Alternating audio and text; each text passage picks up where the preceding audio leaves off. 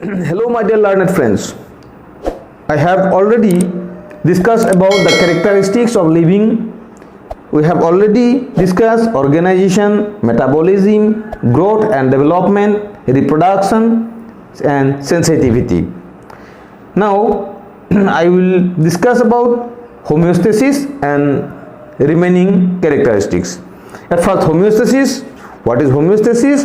Homeostasis is the ability of a system to maintain nearly constant internal condition in response to changes in the external influencing factors due to presence of regulatory mechanism. This definition indicates that homeostasis is a system which present inside our body. That means it regulates the internal environment of our body. It is a one kind of regulatory mechanism which normally regulates the nearly constant internal environmental condition with response to the changing external environmental condition. We explain this phenomenon with the help of some example. First one is when we enter into a dark room from bright light, we cannot see anything for a little period of time, but after a while our eye can adjust to see in dim light. This mechanism is due to the presence of homeostasis. Second one is own healing is another example of homeostasis. Or if you see during exercise our heartbeat and different types of metabolic, the rate of different types of metabolic processes are increases gradually. But when we stop such activity, the rate of these metabolic reactions, as for example heartbeat, rate of respiration, gradually decreases and maintain the optimum condition. This process is also due to the presence of homeostasis. Now another characteristic is adaptation. What is adaptation?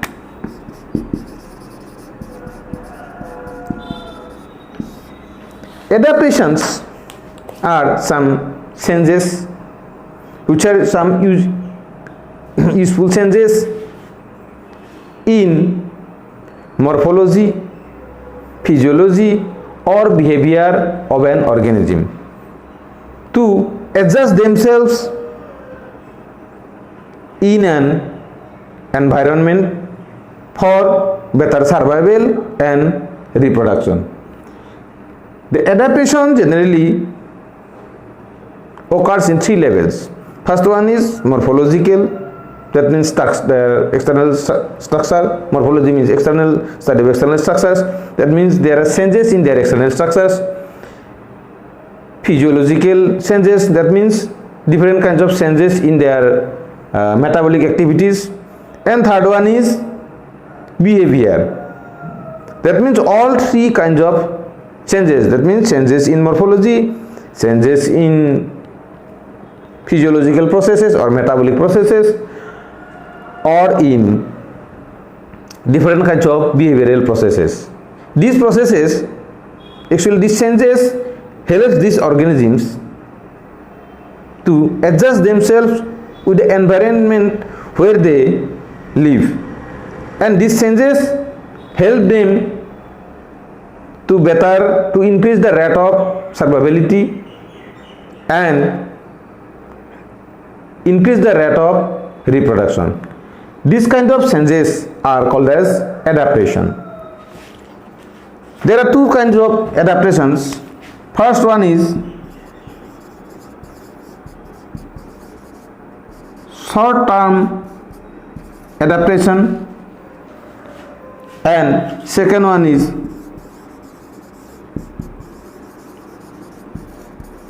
long term adaptation. Short term adaptation, or it is otherwise called as temporary adaptation, and long term adaptation it is called as permanent adaptation. At first short-term adaptation. Short-term adaptations are certain temporary changes which occur in an organism's body or in animal's body, or you may call it as a plant's body,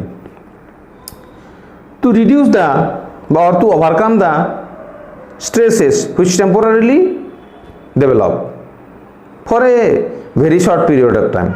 During this short period of time, they develop some changes in their body or in behavior or in their physiology. These changes are called as short-term adaptation. I will give you some examples. First one is suntanning. What is suntanning? Suntanning means when we, during summertime, when the intensity of the solar radiation is very, very high, over exposure to the sun makes the skin of human is more dark. This is due to the accumulation of melanin. Melanin is a pigment which generally present in our skin, and this melanin pigment regulates the color of our body. Over exposure to the sun develop the melanin in high concentration in our skin. This is one kind of adaptation, short-term adaptation. What is the benefit of suntanning? During the summertime, when the intensity of solar radiation is high, if the layer of melanin increases in our skin, then the harmful radiation cannot penetrate into inside our body. Therefore, suntanning helps to reduce the penetration of harmful solar radiation in our body. Therefore, this is one kind of example of short-term adaptation. Next one is hibernation. Hibernation, you see, hibernation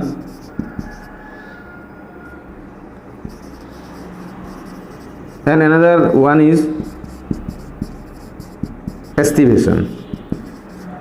Here hibernation is called as winter sleep and estivation is called as summer sleep. Hibernation is a process. In this process, certain animals, as for example frogs, snakes, polar bears, all these animals during winter reduce the basic metabolic rate or BMR due to the scarcity of food, and they enter into cave or bury themselves in breaks of soils, in breaks of rocks, etc. And this process is called as hibernation.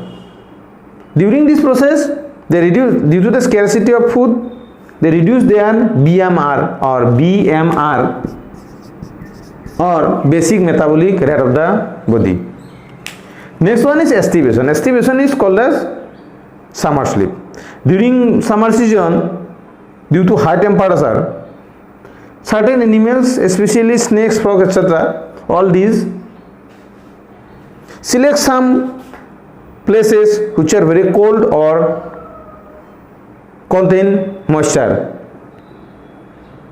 They enter into these places to overcome the intensity of temperature. This process is called as estivation. All these are examples of short-term adaptation. These short-term adaptations are non-inheritable. That means these adaptations are not transmitted from generation to next generation. This is one kind of adaptation, which occur for a very short period of time, and after the overcome of that situation or that stress, they gain their original condition. That means these conditions, short-term adaptations, are situation based or situation oriented. Next, second one is long-term adaptation. Long-term adaptation is one kind of permanent adaptation. Why permanent adaptation? Because these are inherited from their parent to next generations. Next generation after generation, these adaptations are transmitted.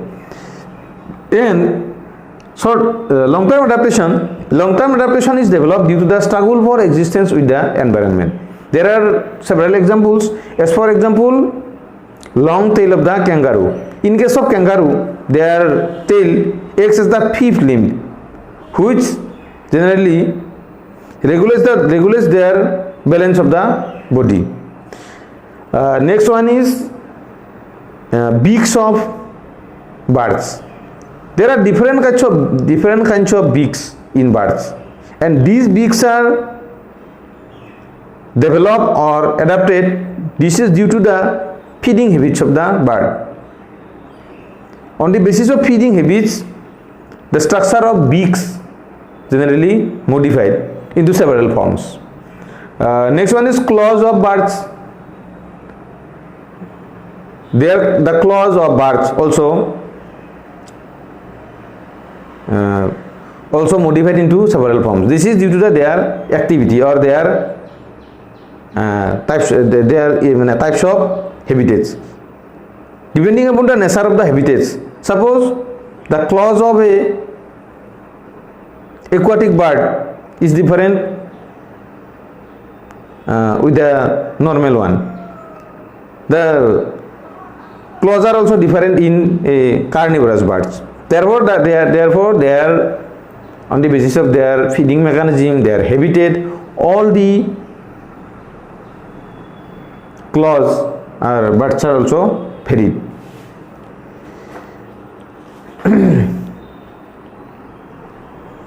All these are some examples of long-term adaptation, and these long-term adaptations are transmitted from one generation to next generation. Therefore, this adaptation is called as permanent adaptations. Next one is death. Death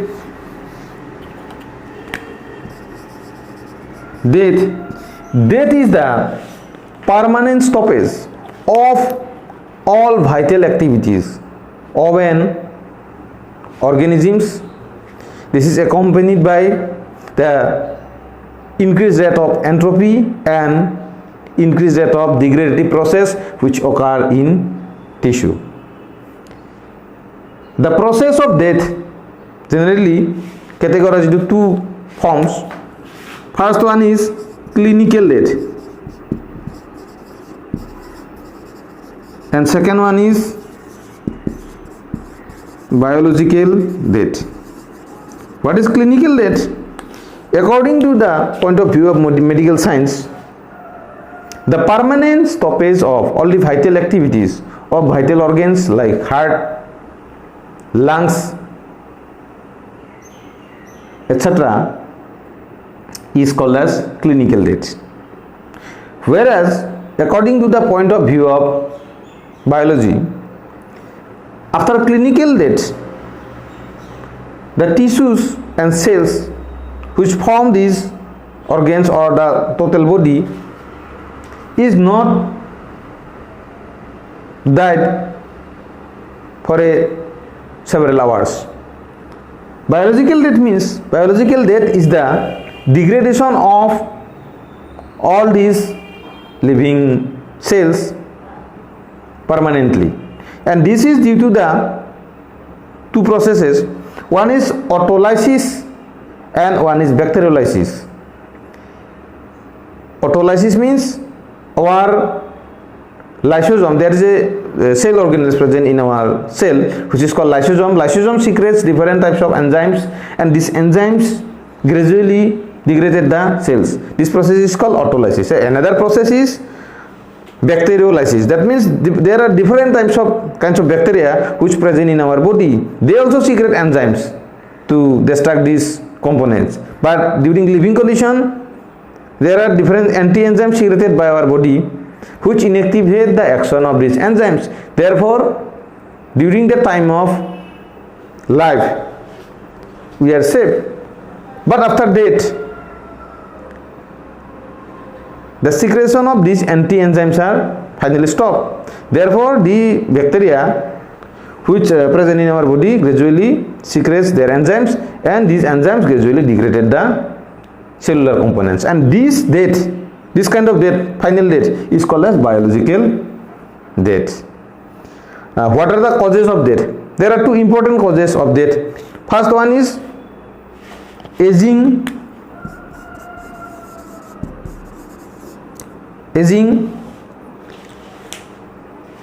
and second one is degradation of or different kinds of organelles and decrease the process of immunity. Aging is the process, last stage of life cycle. In this process, different types of degradative process are gradually increases, and these processes are finally called as senescence, and which leads to the weakness in different kinds of metabolic activities and different kinds of vital activities which normally occur in our body. These processes are gradually degraded, which leads to the death of the organism. Moreover, the immunity is the capacity of our body to resist the disease. This capacity is also gradually decreases in the process of during, and which leads to the death of the organism. Next one is significance of death. What is the significance of death? First one is, due to the death of organisms, it regulates the population density of the world. And second one is, it regulates the mineral cycling. Mineral cycling means different kinds of minerals enter into our body from the environment, and after our death these minerals again return to the environment through the decomposition of our body. This is called as mineral cycling. And last one is movement and locomotion. Movement is an important characteristic. Movement means it is the process in which without displacement of our body we give response to the external influencing agents. This is called as movement. In movement, our position, the position of our body of an organism is not changed. It just responds to the external environmental factors. This is called as movement. But in case of locomotion is the displacement of body parts from one place to another place. All these are characteristics of livings. Thank you.